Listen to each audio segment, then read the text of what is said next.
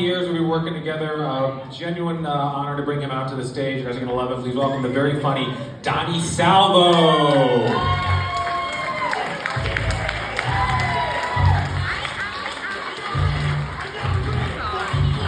How we doing? How we doing? Yeah, that's what I like to hear. Oh, yeah, go Niners. One guy in the back, thanks. We'll talk after, huh? Oh, that winded me right there. That was exciting. I gained a lot of weight. I did. I got fat. I did. I used to be all in shape and shit, go to the gym and whatnot. COVID hit, we all shut down, and I remember Doritos are delicious. You know what I mean? Oh my God, I started out, man, just sitting there and I get a little snack bag, you know, I'm just like, I'm gonna have a little treat. I'm gonna treat myself. A little carb, never hurt anybody. By the end of the week, Costco, family size, just you know what you gotta do, sir, right? You gotta tip the bag when you're done. Roll the Dorito dust. You know what I'm saying? You tip the bag, you do the tip, you do the tip, you do the tip, just the tip. Just like the tip, it's very brave of you to come out in front of all these people, sir, that's great. But another secret too, the government doesn't want you to know this, so I'm gonna tell you, you just take this, wrap it up, put it in your pocket, save it for a rainy day, okay? That's where Dorito keeps all the vitamins and minerals, that's where it is, in the dust, it's good for you, okay? I got fat, during COVID, man, all we did, me and my wife for 20 years, right? Yeah. So you know we weren't having sex. So what we were doing,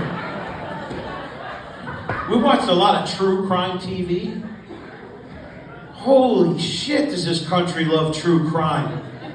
Holy fuck. There's like, no lie, there's like 900 podcasts, there's like 7 channels, all devoted to true crime. And I blame all you women. I do. My wife would lay in bed, she'd be like, I'm so full, I can't sleep. She'd turn on a documentary, and it's like, he used her skull as a cereal bowl for 4 miles. It's just like, oh, that's the stuff. Oh my God, so many documentaries, so many. We went old school, though. Old school. You know what I'm talking about? We went Dateline. Yeah! Yeah, we went up for Dateline. Yes. Little Keith Morrison action. That dude is awesome. He's like 1,007. He's still doing that show. Oh my God. It was great. Oh. I'll give you a spoiler alert for the last 30 years of Dateline. Okay? It's always the husband or the wife. Always. Every time. Always. And there's only 2 motives. Two. It's either insurance money or new pussy. That's it. That is it. Either mama wants to get paid or daddy wants to get laid. That's all it's about. They should actually just change the name of the show, right? We get more viewers, you know what I mean? I'm Keith Morrison. And tonight we're going to take you to a nice little town outside of Dayton, Ohio for a tale of murder. On the next episode of Insurance Money or Pussy. We'd all tune in, right? Oh my God, we watched this one episode, okay? We watched this one episode. This woman poisoned her husband slowly, a little bit, every day. Her husband drank 4 Dr. Pepper big gulps a day. 4 a day, and she would poison one a little bit each time. He's drinking 4 Dr. Pepper a day. Multiply that by 7 days a week, 365 days a year. She didn't have to turn to crime. That dude's enemy is time. He was going to die any fucking minute. But she did. She poisoned him. He got real sick. Doctors couldn't figure out what it was. He went to the hospital, all right? She was bringing him Dr. Peppers at the hospital. All right? He dies. She gets a $500,000 check. Right? You think that's the end of the story? No. There's a cold case detective somewhere who's got nothing to do, and this flaps down. They exhume the body. Arsenic poison. She goes to jail. I'm sitting next to my wife. My wife goes, What is this, amateur hour? Hold on. What is that? She's like, look, if you want to poison somebody and get away with it, you don't use arsenic. Use antifreeze. Everybody knows that. No, I didn't know that because I'm a normal person. That's why I didn't know that. She's like, yeah. That's it. Little antifreeze. You know how many chemical tests they have to do to break it down to find the one chemical that is poisonous in antifreeze? And it's odorless? And your whole family knows you want to be cremated, so I mean, there's no body to exhume. I'm like, Jesus Christ, it's a long way to go for 20 grand. I mean, she thought about this, sir. You know what I mean? You're giving me, my wife, the thumbs up? Oh, the antifreeze. You agree with the antifreeze? Fucking psychos, man. See? Oh my God. So I was like, so how would you do it?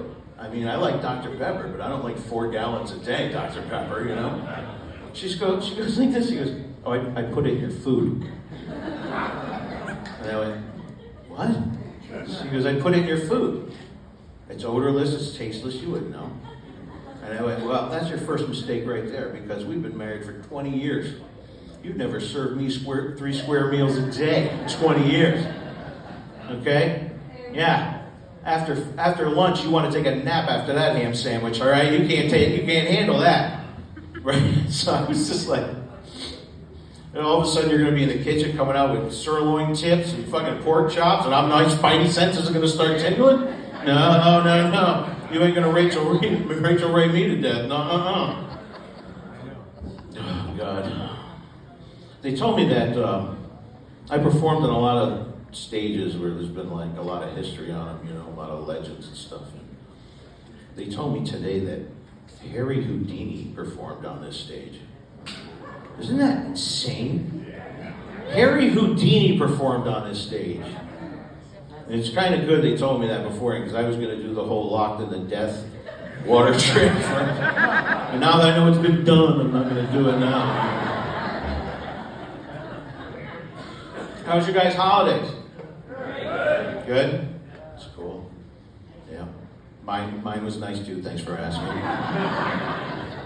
I have an 8-year-old son. Thank you. And you guys are warm. You guys are warm. You know? I just feel it from you. You know what I mean? I mean, this guy's looking like he's waiting to go into court. I mean, like, it's just fun. On Christmas Eve, man, he's 8 years old, we were driving around, we had some errands to do, we had people coming over to the house in the morning, you know, we were driving around in the morning, and he said, Dad, I'm hungry.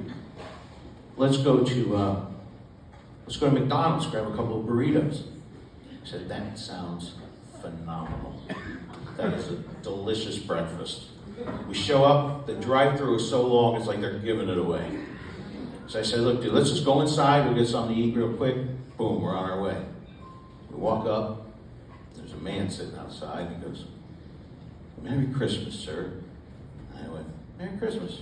He goes, I just want you to know that the shelter doesn't open for another few hours. I didn't eat since last night, and I was wondering if you could help me out and get me something to eat. I'd appreciate it. So I have my little boy with me.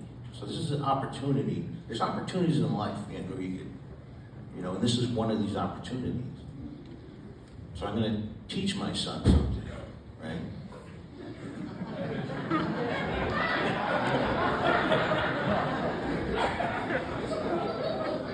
You all expect by looking at me, I told him to fuck off, right? Bunch of judgmental motherfuckers. No, quite the opposite. Okay, because I personally believe, it doesn't matter what your skin color is, what God you worship, or what your political belief is. If you are hungry, and I have the opportunity to change that, then I should change that. Right? And that's a lesson an 8-year-old should learn. So I brought this dude in, man. I said, come on, man. Anything you want. It's on me. Go for it. No. He was cool. He ordered the same thing we did and a cup of coffee. We sat there in awkward silence for a little bit because I don't know this dude. So we're just like... He gets his food first. I figured he'd take it, go sit down. His belly's full. Win. My son learns a lesson. Win. I feel good about myself. Win. Nope. We're waiting for our food, and he says this to me. He says, you probably know this already, but you don't mess with Bitcoin, do you? I'm like, no, not at all. Why? I should have never said why. This dude turned into somebody else at the drop of a hat. And he's like, because the new world government wants you to go into Bitcoin. They want you to take all your assets. They want you to liquefy them. They want you to buy Bitcoin. That way they can control what you buy. Yeah. So, if you want this McDonald's and you don't follow the new world order, they're not going to let you buy that McDonald's. I'm like, all right. And this is the next words he said to me. I bought this man a meal on Christmas Eve. And he says, you're pretty heavy. Fat people don't like to be called heavy, man. We don't like to be called heavy. We know we're heavy, okay? We know. We know if you try to pick us up, we gonna be heavy, okay? So now he says to me, you probably need to buy insulin. No, I don't have diabetes. I don't have it, okay? I never had diabetes, never had it, no. You know why I know I don't have diabetes? Because my foot fell asleep for a long time and I got scared and I went to the doctor and they did tests and I found out I didn't have diabetes. But now everybody in the McDonald's thinks I got diabetes. Then he just starts screaming outrageous shit in the top of his lungs. He's just like, and then the Jews! They're all going to buy up the black liquor so they make friendship bracelets and give it to each other on Yom Kippur.